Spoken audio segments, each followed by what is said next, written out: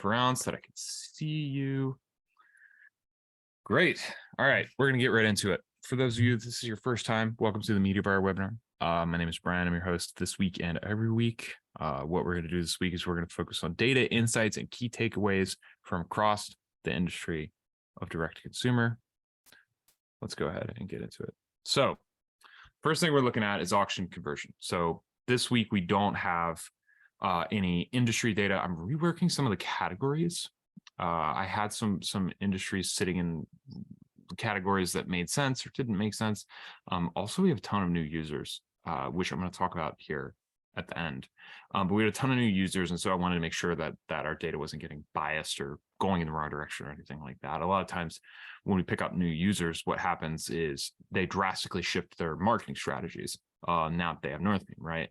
And then that has like a biased effect on what you might see in the metrics. So no industry data this week because I wanted to make sure that those numbers were right. Going to be back with that next week. But just looking at this week, this is the week coming back from the 4th of July holiday, right? So we're expecting sort of a bounce back, and that's really what we saw, right? So of course, Meta CPMs are back up again. Everybody else's are down because the spend hasn't really picked up there yet. Conversion rates are click-through rates are either barely up, arguably flat, looking at that less than 1% change, or they're mostly down across platforms, right? This is the dark time of e-com, if you want to call it that, or whatever you want to say. This is a great time in between, I think, the very jam-packed Q1, Q2 of selling moments for most industry verticals, and the late summer gap where people are going on vacation, they're spending time with their family, they're going outside. They are, they're not purchasing. There's very few like mid to late summer purchasing peaks, as it were, for most of the people, I would say, in this webinar. So this is a time where we're expecting to see these numbers struggle. And the reason why that's actually good for us is because this is a fantastic time, and I've been broken record on this. This is a fantastic time to test ad creative. You're testing it in a pretty low CPM environment. You're testing it at a time when purchasing behavior is naturally low. So if you find things that are winning, if you find things that are converting high LTV customers to your brand or high AOV customers to your brand, you might be able to trust that those are going to work for you, like in peak times, right? This is also critical. And as I mentioned in last week's newsletter and yesterday's newsletter, this is a critical time for you to be building awareness. So if you're a brand that is using any of these 6 channels as an awareness play, this is the time that you fill the top of funnel so that your Black Friday, your Q4 conversion plans, your offers, whatever it is you might work up, stuff that Cody talked about, stuff that Krish talked about. If you've been here the last 2 weeks, go watch those on YouTube. If you haven't, this is the time that you plan for, fill that top of funnel, and create the opportunity that you capitalize later with offers, right? So if you are not running things right now and being like, we're going to measure and attribute these ad campaigns, once we get to Q4, we're going to measure their lift. I don't know what you're doing, right? The advice here is that, we think about our full funnel all the time, and that's what matters as performance marketers. I think we oftentimes get pulled away from that. Thinking of the full funnel, let's look at the bottom for a second. So conversion rates are down week over week, which we expect, and there's no more discounts, right? So people are pulling their spend back. Luckily, customer acquisition costs are also down.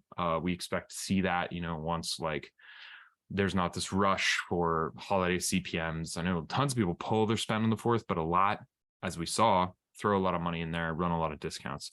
So we're starting to see a normalization off of that. Of course, the return on ad spend is down across almost all the channels. This is what we've come to see. And AOV's all over the place, and that always happens when you're messing with coupons and discounts, right? As far as the split goes, Meta is actually down a little bit, which is funny. I think we peaked at 69.2 or something in midweek when I was checking on it, and that's kind of as high as I've ever seen it. What we are seeing is like, now that we're talking about filling that top of funnel, people are looking back towards things like TikTok. YouTube lost a bunch of spend. This was polled around a couple people who were doing holdout tests, or people who were also dumping money on YouTube for 4th of July. I don't know what strategy they were seeing, but obviously there's somebody who's like, YouTube on 4th of July is good for me. Maybe they were advertising on like how to make pictures of margaritas or something like that. Like, you know what I mean? So this split is not crazy. for me. This is not too crazy, except Google continues to climb. And where we're seeing that is things like branded and shopping, which is funny to me. It's like that's the stuff that is converting at the bottom of the funnel right now, right? When things are bad, people always tend to knee jerk and pull their spend closer to the things that are proven to be converting, potentially at the loss of upper or mid funnel sort of campaigns. And, you know, I see a bit of that here, right? It makes me worried for y'all. You know, we know what we're doing. We know what to do. But there's always going to be people who are going to pull that stuff. So this is all we're covering this week.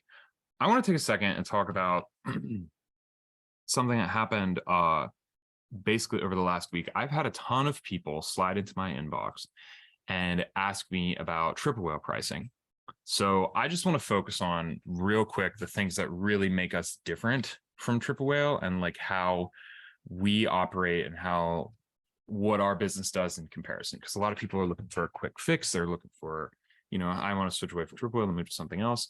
Northbeam, in terms of what we offer and what we do here, is pretty drastically different than what happens at triple whale, right? So the first thing I want to focus on is actually our price. So our price is on a scale. You can see like our biggest expense is data processing. So what you'll see from our pricing is like basically the bigger you get, the more data we have to process to keep your data accurate, right? So we have to charge more. A lot of people also talk about our accuracy. I get tons of brands all the time who come over here and they say, you know, I just can't believe it. Every time I trust Northbeam's data, it's more accurate, it's more trustworthy. My ads scale more efficiently than what I was getting on any other platform, right? Whether it was just using GA or whether you were triple whale or what, right? So I have a ton of people asking me questions about this. And I think the easiest thing to do would be to just get you on the platform, get you on a demo. If you have any questions at all, please shoot me a note. David, I see your hand up. Just throw a Q&A there in the chat, buddy, and I'll get to it here. A Prime Day related CPM spike on Meta, etc., which is a question I see from Jason. I'll get to that in a second. Closing out the thing on triple whale, we are going to do 50% off your first 2 months if you are switching from triple whale to Northbeam. Just mention that offer. Go to our site right now, request a demo, mention that offer. We'd love to show you the platform. We'd love to show you around. We'd love to show you kind of the next step, you know, the level up for your business. If this is something that you're evaluating, you want to move off triple whale. I think Northbeam is a really powerful thing to graduate to in terms of the complexity of your media, you know, how efficient and powerful you are and how detailed you are in actually the ad campaigns that you run. So we'd love to have you. Just mention once again, 50% off your first 2 months if you're switching from triple whale. If you're brand new and you're coming on, mention it all the same. Tell them I sent you, right? And I would love to chat with anybody who has any questions. Just DM me, jump in the chat, talk to me on Twitter. So a Prime Day related CPM spike on Meta, partially. There are a lot of people that do that. Typically what I see when it comes to Prime Day, most people put all their spend actually on Amazon. Because what happens on Prime Day is not necessarily like, oh, I am going to use this time now to pick up a specific branded thing that I wanted, which is like very often what happens on Black Friday. What I've seen historically on Prime Day is people are searching for category things, or they're searching for refills, or they're trying to pick up who knows what it might be, right? Some random thing that they're need state for, and not necessarily like can be advertised too efficiently. So what happens too is most people dump all their spend on Amazon in order to breach the top of those categorical search terms, right? And there's always exceptions for this, like you know, brands who are maybe doing remarketing, retargeting, and trying to hit people back on Twitter and on Meta and be like, hey, like this thing that you have looked at is now on sale. But generally, it's a category fight. And what sucks is like the reason why you don't want to advertise on other channels at the same time, you don't want to spread your spend all over somewhere, is because you're usually already taking such a steep cut on Amazon anyway because of the Prime Day deal. And then on top of that, like their fees and then the paid ad fees, like the margins get very, very slim, right? So there are people who do that. Generally, what I see is that the spend is localized to Amazon. So may have had an effect here, right? but this is not necessarily the only thing that I see affecting us this week. I expected a bigger Prime Day impact and I didn't get it. So it's pretty funny. Anyway, all that said, Triple Whale, 50% off your first 2 months. Shoot a note. Love to have you demo. Go to the site right now and demo. Sign up for a demo. Send me a DM if you have any questions. Other than that, I'm going to turn this over and introduce Craig. So Craig is the founder of Grey Vault Consulting. Craig, welcome to the show, man. We've had this on the calendar for a long time. We're going to talk about how to set up your Google campaigns. I think everybody here is confounded by what to do there, or they're either experts or they're fully confounded. So I'm excited for your insights. Welcome to the show. Hey, thanks a lot, man. Appreciate it. And yeah, really happy to be here. Of course. So tell us a little about yourself and tell us a little bit about Grey Vault and the clients you work with. Yeah, for sure. So I've been in direct-to-consumer marketing for about 13 years, and I primarily focus on the Google Ads side. I have some background in SEO and search, and primarily today we're offering Google Ads audits and strategy playbook creating for our clients and consulting services really related to ensuring that your Google Ads accounts aligned to your business goals. Yeah, that makes a lot of sense. So today you're going to share some strategies for us, some stuff that you like, right? Just modern, updated, kind of what's working for you, right? Exactly. And what I see is working out there right now in the DD space. Primarily, my clients are direct-to-consumer brands, doing in the $1 million plus kind of range in terms of annual revenue. And, as you collectively increase your different media channels you're operating in, as everybody knows, because we're using Northbeam, everything becomes more complex and you got to make things as efficient as possible. And particularly to kind of tie into what you're saying, today, being at the summertime, knowing that most D2C brands see their biggest spike in profitability by calendar Q4, it's really important to be thinking about these things, yesterday. But if you haven't been, this should be an update for you and give you some actionable insights to really dive into. Well, then I'm going to turn it over so that you can present and Perfect. show us what you got. You got it. So I'm going to share my screen here. And really, just to tie in here, master Google Ads efficiency. I want you guys to be able to get the best possible returns despite economic conditions, whatever's going on. And some of the things we're going to cover here, I want to go over an account data refresher. Data has never been as important as it is today, as you probably everybody here knows, and that is equally true inside of a Google Ads account. Performance Max, we want to talk a little bit about structure, and I'll add some tips that I can offer that I've learned from managing Performance Max and running audit and playbook strategies for companies. I want to talk a little bit as well about search query engrams and how you can utilize those to find and uncover inefficiencies and really positive efficiencies inside your Google Ads account. Talk a little bit about keyword mapping and quality score and ad strength, how those things together and how you can get the most out of that side of things in Google Ads for your efficiency purposes. And then I want to end with ad variations, which is a really cool feature inside of Google Ads that lets you become creative and really focus on the creative side of things in Google Ads, which isn't usually given a lot of, it's not usually in the spotlight in Google Ads.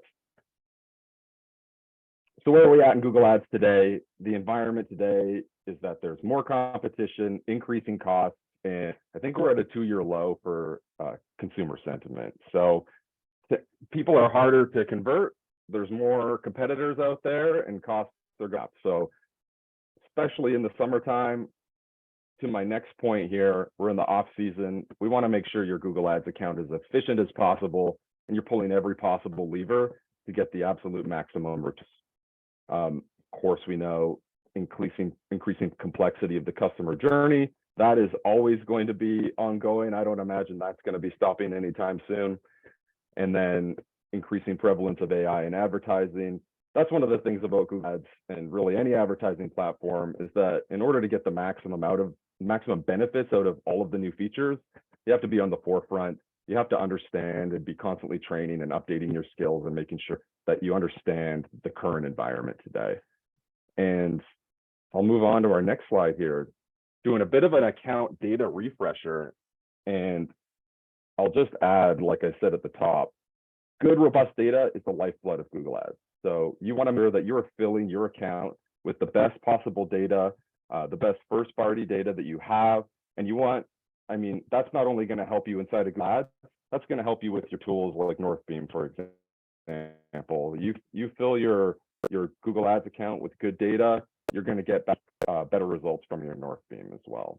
And some of the tips that I'll walk through here that I see make for the best possible data setup in the Google Ads environment is, number one, I find that using imported Google Analytics conversion actions provide the best possible data for your account.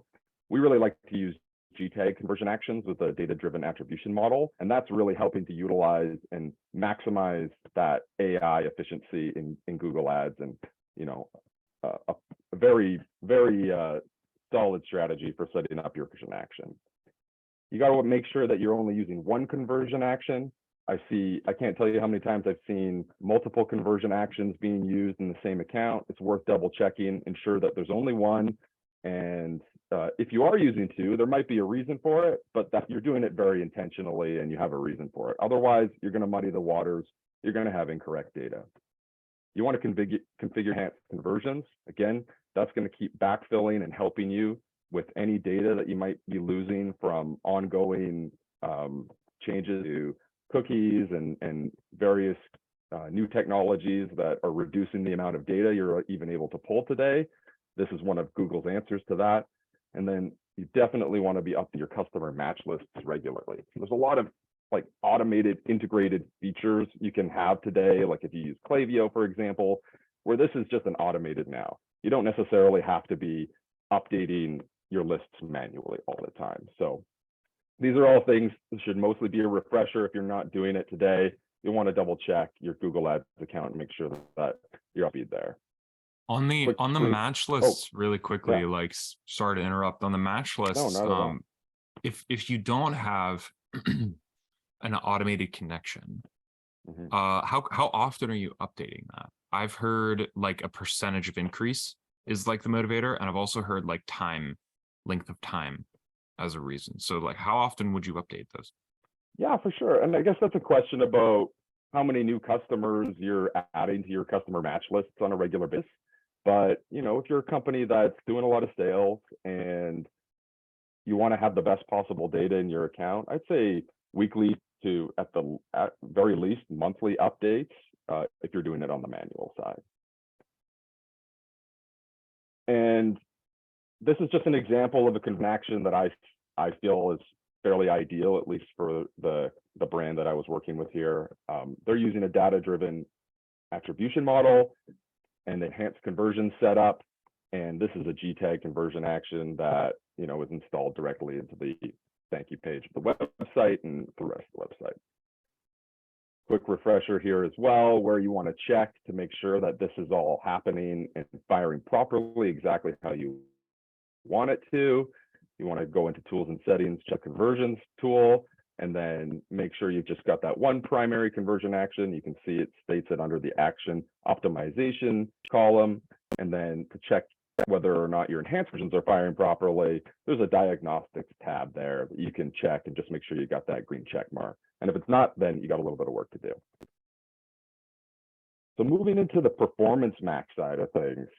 So Performance Max, for any who isn't familiar, is basically Google's individual campaign for targeting and optimizing across every possible channel within Google Ads. So you're going to be advertising in Google Shopping, search, display, video, discovery networks, all in a single campaign. And the idea here is that it is very focused. It's very heavy on the AI side. So you want to fill this campaign with as much excellent data as possible. And Performance Max really only forms as good as the inputs that you give to it. And one of the primary things you want to do that we've already talked about is ensuring that account that you're working within is filled with as much good data as possible, because your performance max campaigns are going to be utilizing the data at an account level as well to understand as many different signals as it possibly can to drive whatever the goals are that you're setting for that particular thing. So data is just critical here. And in addition to that side, you want to make sure that the campaigns themselves are structured in a way that makes sense to be able to hit your goals and that it actually aligns with your business and your website and your product offerings. So, if you have numerous distinct products in your company and they have unique visuals, do they have different, you have different lifestyle images, product images, maybe you have particular videos that are just specific to an individual product, I would recommend setting up like a single product asset group type of setup. So within a single campaign, PMAX uses asset groups as opposed to ad groups, which we were used to in most other campaign types. So within the asset groups, you want to focus that one asset group and that one product so that you can be focused in and just write copy for that individual product. Headlines, descriptions, videos, images are all around that one product, etc. And then if you have a hero product with high search volume or high potential search volume, if that's like your one core offering, really to get the maximum out of managing your bids and budgets there, you want to have that probably looking out into its own campaign. Then you can really be flexible and test within that campaign different creative types or different targeting configurations and really just maximize the volume and efficiency you can get out of that individual product. And then another one I'd add here is that if you've got a lot of differences between how performance is between different products, you might consider breaking those different products out into their own campaigns as well, so that you can really, like if you have, a number of products that don't give you particularly good returns at a higher volume of spend, you can really cut down the spend on those particular ones, maximize your, your target ROAS, and try and generate as much profitable spend as you possibly can out of those ones. And then the ones that are doing really well and generating all that conversion volume for you, you can do the same thing, but on the opposite end, drive that volume, set higher bits, test incrementally reducing your target ROAS goals. Here's just as an example of what it might look like if you had a single product ad group, or I'm calling them SPAG groups. Everybody, don't worry. We're hard stopping in 5, but we will have this deck for you. So don't worry. Appreciate it. Sorry, it's packed with quite a few things, so I'm going to try and rip through it. So a quick couple of tips as well. You want to make sure you use every available input inside of your PMAX campaigns. Ask your Google rep to exclude keywords. And if you're in D2C e-com, use some placement exclusions to exclude all those mobile games that it converts on anyways. Search query engrams.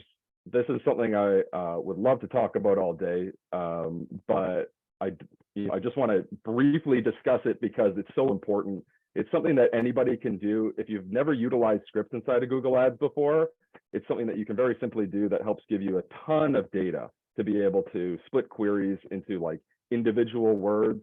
So for example, you've got a big Google Ads account, you've been advertising for a long time, you're going to have a lot of search keyword data inside of that account.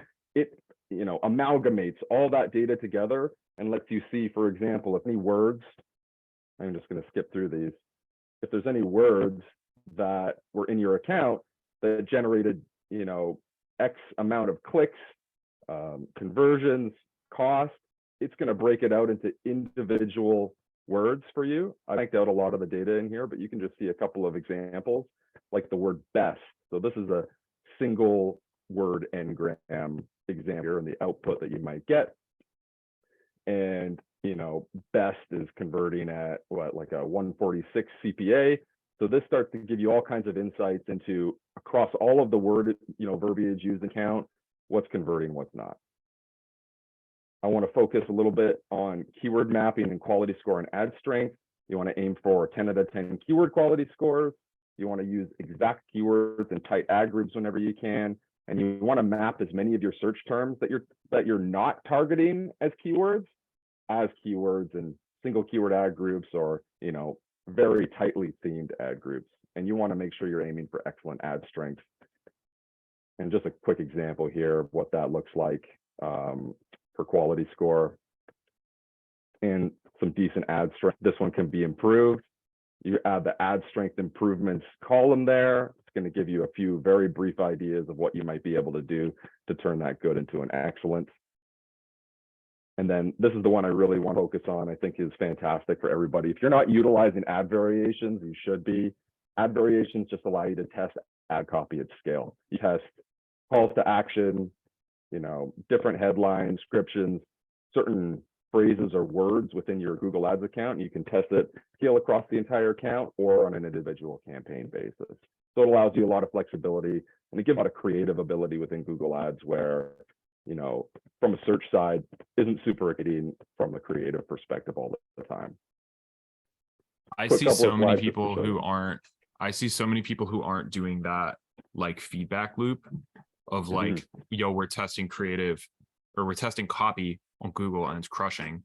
That you need to have that feedback loop back with your bottom of funnel campaigns and vice versa, right? Like this is like the most intense text only sort of place, or like text heavy sort of place where you can field test that copy. And so like that feedback loop, I see a lot of people not doing that.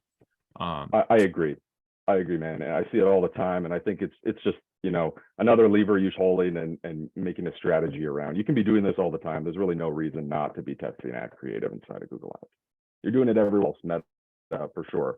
So I see a lot of people like thinking about and debating about the actual upside of like really focusing in on their Google Ads and stuff like that. But like the fact is this is the last mile, in D2C world. Like, so nailing this, getting this perfectly right is pretty critical for like any business, especially if you're doing a lot of word of mouth or a lot of top of funnel with people are trying to find you, or if you have a brand name that's like not so instantly recognizable or something that they kind of have to dig for.